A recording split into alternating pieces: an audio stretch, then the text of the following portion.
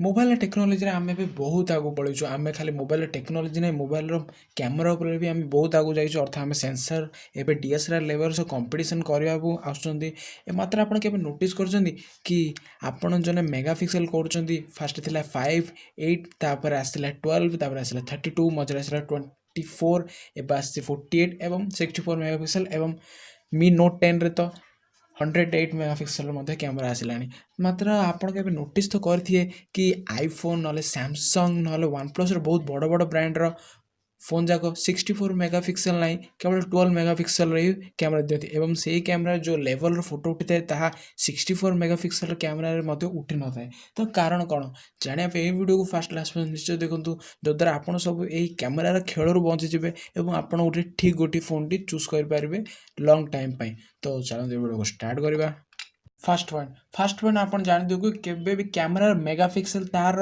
quality सहित बिल्कुल भी लिंक रुहे नहीं मेगापिक्सल केवल खाली जूम रे यूज होता है आपड़ के जूम करेंगे और से ही 4 कैमेरा यूज कराए कारण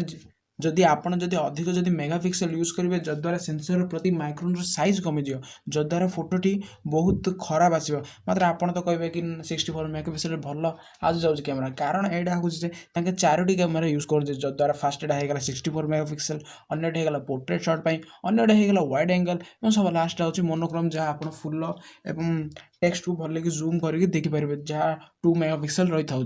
मात्र 4टी कैमेरा देवाक बाध्य होगा पड़ो ना 64 मेगापिक्सल जो कैमेरा देते तार क्वालिटी कमिज मात्र आईफोन ना गूगल पिक्सेल ना वन प्लस डुओ एवं अधिक अधिक गले क्वाड देवे ताड़ू अधिक किसी दे पारे ना क्वाड सॉरी क्वाड कहीदी अधिक अधिक 3टी कैमेरा देवे और जब डुओ जब 64 मेगापिक्सल रखिए जद्वारा कैमेरार क्वालिटी बहुत कमिज अर्थ फोटो से भल को उठे पार नहीं और जूम करने विभिन्न आप्लिकेसन अच्छे जद्वारा आप से फोटो को जूम करेंगे से 12 मेगापिक्सल दे अधिक फोकस सेंसर एवं तार लेंस उपर करते जद्वारा भल सेंसर और लेंस द्वारा बहुत भल भल फोटो उठे पारती जहाँ 64 मेगापिक्सल 48 मेगापिक्सल उठे पारना और यहाँ 4 कैमेरा आके यूज करते मात्र जो सेंसर यूज होता है एवं भल प्रोसेसर जो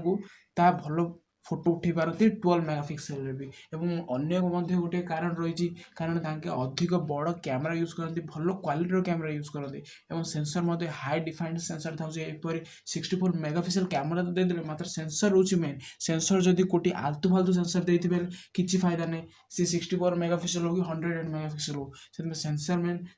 लेंस यहाँ अच्छी केतरा कारण जद्वारा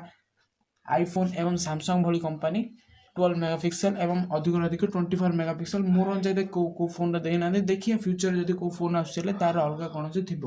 तो यहाँ हूँ मेन कम जदि आपण को कौन सी बेस्ट फोन जब किणार आप सेंसर दे किणु तार फोकल लेंथ देखूँ तार माइक्रोन साइज देखूँ आपको विभिन्न वेबसाइट मिल गैजेट्स ndb.com मिल ना कौन यूट्यूबर देखिपारे यहाँ था आज वीडियो आशा करुँच वीडियो पसंद आसपर टेकी वीडियो देखिए चैनल को निश्चय सब्सक्राइब करूँ मुझे भेटी नेक्स्ट वीडियो